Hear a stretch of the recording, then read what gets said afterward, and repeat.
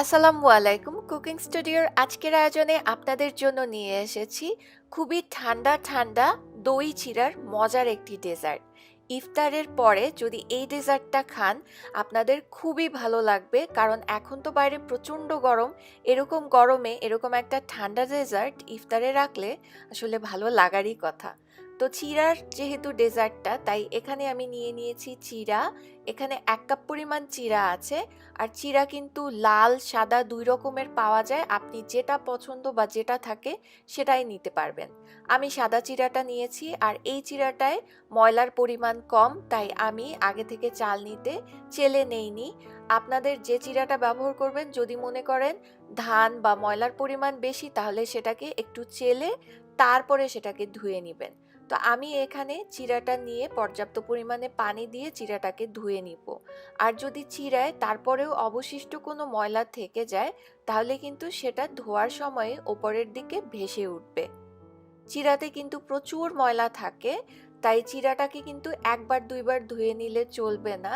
এটাকে কিন্তু কয়েকবার পানি বদলে বদলে ধুয়ে নিতে হবে, যতক্ষণ না পর্যন্ত এটার পানিটা একদম সাদা হয়ে যায়। চিড়াটাকে ধুয়ে নিয়েছি। এবার চিড়াটার পানিটাকে আমি ছেঁকে নিয়েছি। এই যে দেখেন, এটা কিন্তু ধুতে ধুতেই একটু নরম হয়ে এসেছে অলরেডি। আগে থেকে লিকুইড দুধ জাল করে আমি ঠান্ডা করে নিয়েছিলাম ফ্রিজে রেখে, সেই দুধটা দিয়ে দিচ্ছি। এখানে আধা কাপ পরিমাণ লিকুইড দুধ আছে। এবার এই চিড়াটাকে কমপক্ষে 30 মিনিটের জন্য ভিজিয়ে রাখবো। এছাড়া যেহেতু দই চিড়া, তাই দই তো লাগবেই। আর এই মিষ্টি দইটা আমার ঘরে তৈরি করা। কিভাবে মিষ্টি দই ঘরে তৈরি করতে হয় সেটার ভিডিও আমার চ্যানেলে আছে, চাইলে দেখে তৈরি করে নিতে পারেন, আবার চাইলে কিনে এনেও ব্যবহার করতে পারেন। আমি যতটুকু চিড়া নিয়েছি ঠিক ততটুকু পরিমাণে দই ব্যবহার করছি। 1 কাপ চিড়ার জন্য আমি 1 কাপ দই নিয়েছি। এবার দইটাকে একটু মিশিয়ে নিলাম। এখন এর মধ্যে দিয়ে দিচ্ছি গুঁড়া দুধ। আমি এখানে 2 টেবিল চামচের মতো গুঁড়া দুধ দিয়ে দিচ্ছি। চেষ্টা করবেন গুঁড়া দুধটা দিতে, এতে টেস্টটা অনেক বেশি মজার এবং অনেক বেশি ইয়ামি হয়। তবে না থাকলে না দিলেও চলবে। এবার দিয়ে দিচ্ছি 1 কাপ পরিমাণ কুচি করে নেওয়া আম, আর সেই সাথে দিচ্ছি 1 কাপ পরিমাণ কলা। এখন আমি যে ফ্রুটসগুলো দিচ্ছি, এই ফ্রুটসগুলো আপনাদের না থাকলে আপনারা অন্য যে কোনো নরম ফ্রুটসও ব্যবহার করতে পারেন। এছাড়া দিয়ে দিলাম 1 টেবিল চামচের মতো কিশমিশ আর বাদাম। এখন এটাকে মিশিয়ে নিচ্ছি। আর এই রেসিপিতে আপনারা যে ফলই ব্যবহার করেন না কেন, চেষ্টা করবেন মিষ্টি ফল ব্যবহার করতে। এইদিকে চিড়াটাও ভিজে গেছে, দেখেন দুধটাও কিন্তু অনেকটাই সোক হয়ে গেছে। এবার চিড়াটা আমি নিয়ে নিচ্ছি অবশিষ্ট যে দুধটা আছে সেই সব কিছু সহ। এখন এই সব কিছুকে মিশিয়ে নিলেই মজার ঠান্ডা ঠান্ডা দই চিড়ার ডেজার্টটা রেডি হয়ে যাবে। আর এটার কনসিস্টেন্সি কিন্তু শরবতের মতো পাতলা হবে না, এটা কিন্তু একটু ঘন থকথকে থাকবে। এবার আপনারা চাইলে বাটি কিংবা গ্লাসে সার্ভ করতে পারেন, আবার চাইলে এরকম ওয়ান টাইম কাপেও সার্ভ করতে পারেন। ওপর থেকে একটুখানি সাজিয়ে দিতে পারেন, এতে করে দেখতেও সুন্দর লাগবে। এবার চিড়া দিয়ে আরেকটি ডেজার্ট তৈরি করে দেখাচ্ছি, এবং এটাও বেশ রিফ্রেশিং আর খুবই মজার। আমি এখানে 3/4 কাপের মতো সাদা চিড়া নিয়েছি। আপনাদের কাছে যদি লাল চিড়া থাকে সেটা দিয়েও এই একইভাবে আপনারা তৈরি করতে পারবেন এই দই চিড়া। এবার একটা চালনি নিয়ে এর মধ্যে আমি নিয়ে নিচ্ছি সম্পূর্ণ চিড়া। এখন এটাকে আমি চেলে নিব, কারণ চিড়ার মধ্যে কিন্তু অনেক ময়লা থাকে, মাঝে মাঝে ধান থাকে, মাঝে মাঝে ভাঙা চিড়াও থাকে।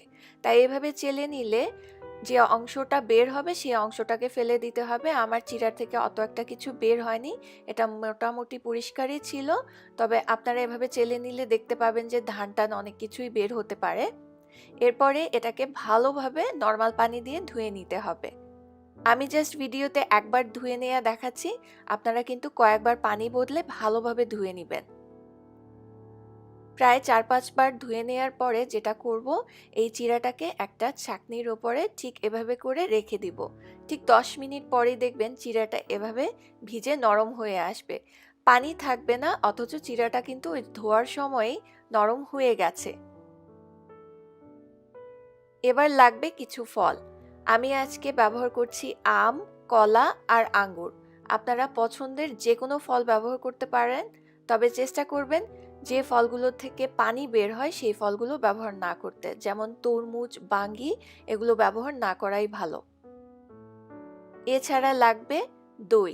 আমি আজকে মিষ্টি দই ব্যবহার করছি। আপনারা চাইলে নিজেরা ঘরে তৈরি করা দই ব্যবহার করতে পারেন, চাইলে বাজার থেকে কিনে এনেও ব্যবহার করতে পারেন। দইয়ের রেসিপি কিন্তু আমার চ্যানেলেও আছে, চাইলে নিজেরা তৈরি করে নিতে পারেন। এবার একটা মিক্সিং বোলে আমি প্রায় 1 কাপের মতো মিষ্টি দই নিয়ে নিয়েছি। এর মধ্যে সামান্য একটু চিনি দিয়েছি, আপনারা চাইলে চিনিটা বাদ দিতে পারেন। 1 চিমটি পরিমাণ লবণ দিলাম। এখন এটাকে মিশিয়ে নিচ্ছি।